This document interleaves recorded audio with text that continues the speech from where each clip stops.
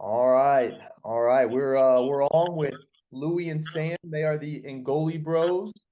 They are a waterproofing company. Not newly established, but kind of getting their feet wet, for lack of a better term, and in the business, and have been working alongside some other foundation companies and really just do solid work. I've had them come out to my house personally and worked alongside them, and I thought I worked hard, but Sam and Lou too. I mean, they're go-getters. They're just they come in and they get after it.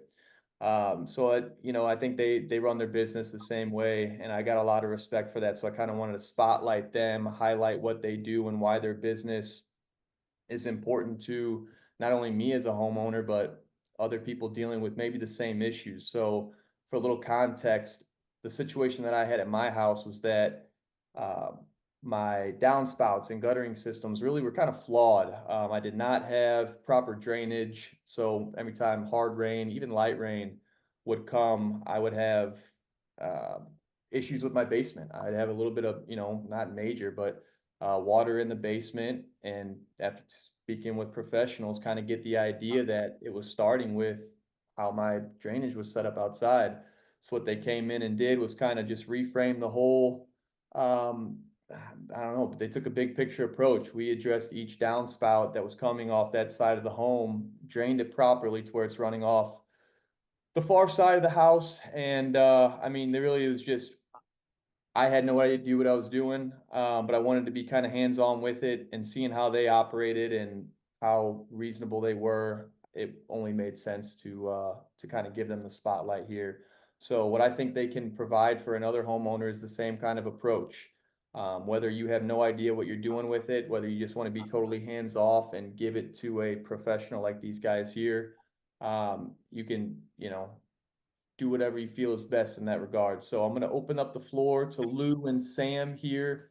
Guys, tell me a little bit about yourselves. Where are you guys from? What do you like to do when you're not working? And what is one thing I might not know about you guys from meeting the other day and spending what, 5, 6 hours together? Yeah, appreciate the great introduction, Giuseppe. Appreciate you, man, and appreciate you for having us on here. A little bit about myself, Sam Ingoli, uh, brother of Louie Ingoli, and yeah, I'm also in pharmacy school right now. Um, I'm finishing up with my first year. I have 3 years to go, uh, and trying to build this business up with my brother as well. Um, and we started about a little bit over a year ago, and just little side projects, and just kind of been grinding.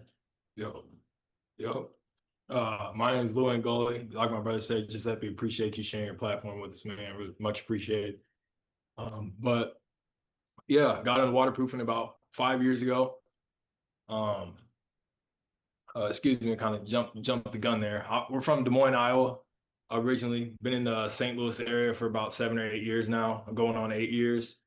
Um, Originally moved here for family. My mom moved to Troy, so we all just kind of relocated with her. So that's kind of what got us in the St. Louis area. But yeah, uh, I started doing waterproofing about 5 years ago.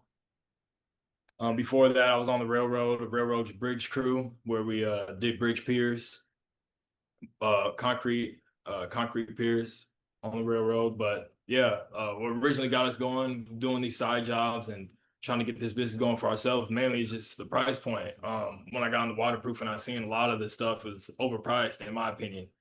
Um, we get to doing work and we look at the number and it'd be like, well, we could probably make a profit with half, like charging half of this. And we don't really understand exactly where it's all coming from as far as the markups. But our goal is to have a product that is affordable, um, and affordable where we can address your waterproofing issues.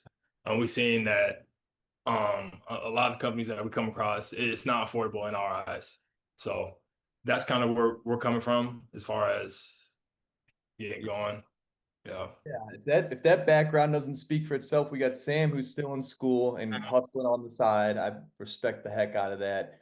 And Louis coming from a background, he says railroad team doing concrete hearing or whatnot. I mean, that work ethic, I think, speaks for itself. These guys are not afraid of hard work. And I mean, candidly, that's what it takes to do these kind of waterproofing jobs. It's a good deal of manual labor. But as I said in the intro, I mean, I think I like to work hard. It was hard keeping up with these two guys here. So I appreciate that intro on the business. And that's helpful knowing kind of the experience that you have, Louie, kind of being the big bro, older bro there with waterproofing experience. That I think that helps out quite a bit. So when it comes to folks that are watching this, are going to be tuning in and want to know about, maybe acquiring your services or reaching out, are there areas that you prefer to work in and around the St. Louis area? Are you guys fairly open? Do you guys have boundaries? Do you guys go on to the Illinois side? Would kind of want to know whereabouts preference areas for you all. I wouldn't say there's like a main preference area that we're focused on. We kind of float around. We've done work in St. Peter's, from St. Peter's all the way over to Columbia, Illinois. So we're pretty open as far as location wise. Anywhere, I guess, probably from Troy to Columbia, we're good to work. We've also gone back to Des Moines, back in our hometown as well. And we've done a couple of driveways, sidewalks. Yeah. That also goes into waterproofing as well, joint seal. But yeah, we'll kind of really work anywhere. Okay, hey, that's the go-getter mentality. I didn't expect anything less, but I appreciate it nonetheless. So you're kind of touching on some of those waterproofing, what falls under the waterproofing umbrella. Give me some other examples. I mean, I talked about my example out here with the downspouts and the drainage system and how important that is to keep water off a foundation. But what else is kind of in your guys' wheelhouse or within your tool belt, if you will? What else do you guys like to do, can do for a homeowner? Polyurethane crack injections. Basically, if you have a crack that's leaking in your foundation wall, we basically seal with ports and inject a two-part matrix like a foam, which fills up inside the crack. Stop leaks that way. Also, you could use it as preventative measures. Some people will have cracks that aren't leaking yet, but they'll want to get it filled and closed just so it doesn't leak in the future or that crack doesn't continue to expand. But I'd say joint seal is a super good tool to use as far as a waterproofing, keeping water from underneath your driveway or sidewalk. A lot of times you see driveways, if they're cracking or settling, that's usually because water's getting in there and creating voids underneath the slab. Joint sealing allows you pretty much prevent that from happening, keep the water from in between the cracks, water from getting underneath the slab and washing out and creating voids, causing settlement and cracks. You spoke earlier with the hydrostatic pressure on the foundation. It's super big to keep water away from your foundation. Over time it causes cracking and water is going to find a place to go. So getting it extended away from your home is definitely a good idea. Yeah, that hydrostatic pressure, I mean, just to touch on that one last time, I don't think homeowners really get it. And I'm surprised because being in the business, I see it all the time, these foundations that are whether, I mean, they're cracked, failed, whatever it may be. I mean, that's where the big ticket repairs come in. And to avoid those with something like you guys talked about, that's more manageable, reasonably priced. I mean, there's still a lot of value in your guys' work and there's going to be compensation involved, but to attack the problem before it ever becomes a real problem, I think is very important. And I don't know if folks understand the importance of avoiding that hydrostatic pressure on their home, on their biggest investment, right? I mean, more likely their biggest investment. So moving on a little bit further from that, appreciate the information on kind of what you guys have to offer. I think that helps. And we talked about some potential risks that a homeowner faces by not having their drain systems, addressed. I'd like to know about some recent projects that you guys have done, maybe outside of mine or some, you guys talked about doing some some driveways or some stuff up in Des Moines. Tell me about some recent projects and maybe some challenges that you guys didn't necessarily foresee but were able to overcome. Um, just I want to say maybe last week, 6 days ago, we did a rebar pop. It was on the side of a house where basically the concrete was cracking due to weathering, and sedimentation. So we kind of went back over that. It probably took us about hour or so, hour and a half. But it was just important for us to do that for structurally wise. Um, so there obviously doesn't lead to further cracking in the foundation on the side of the house. Yeah, absolutely. Absolutely. I've seen that kind of work done. You guys do as well. Like if you on the exterior see an I-beam crack, have you guys seen any of those? Beam pocket. That's what we did. Yep, yes, sir. Beam pocket backs. Yep. Yeah, the I-beam pocket. I mean, we're talking about like the most, I don't know, important structural piece to a home, the I-beam. To have Yep. those exposed and, common homeowner might not understand what that is when they're walking around a house or touring a house.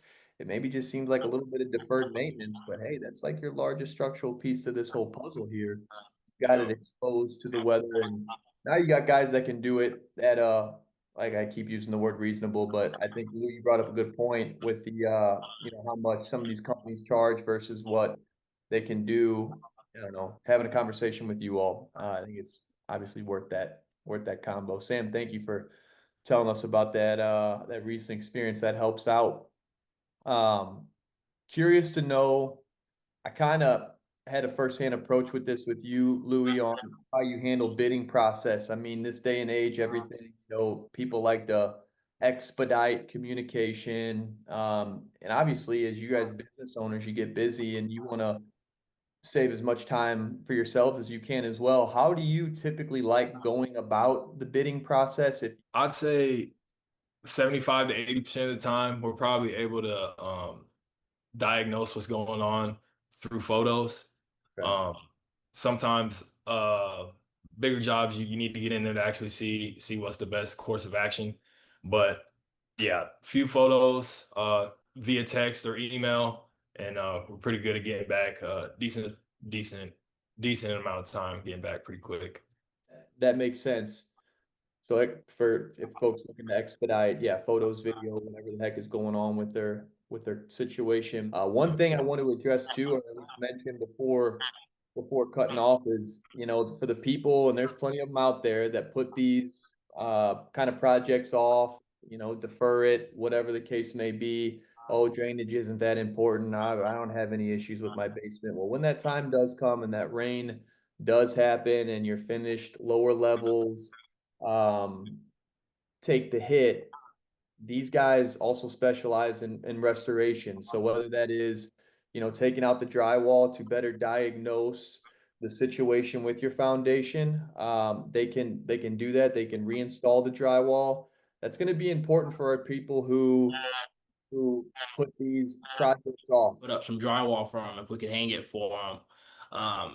And he started out with us just doing the bathroom, and then he said we did such a good job. He wanted us to do the rest of the basement as well. So we ended up doing. I think it was about how much square feet you think that was, basement wise? Probably a little over 1,000. Yeah, it was a big basement. It was a Yeah. full basement though. Yeah, I'd say I can't probably remember. about around 1,400 square feet worth of basement that we did drywalling at that Giuseppe will be able to post as well.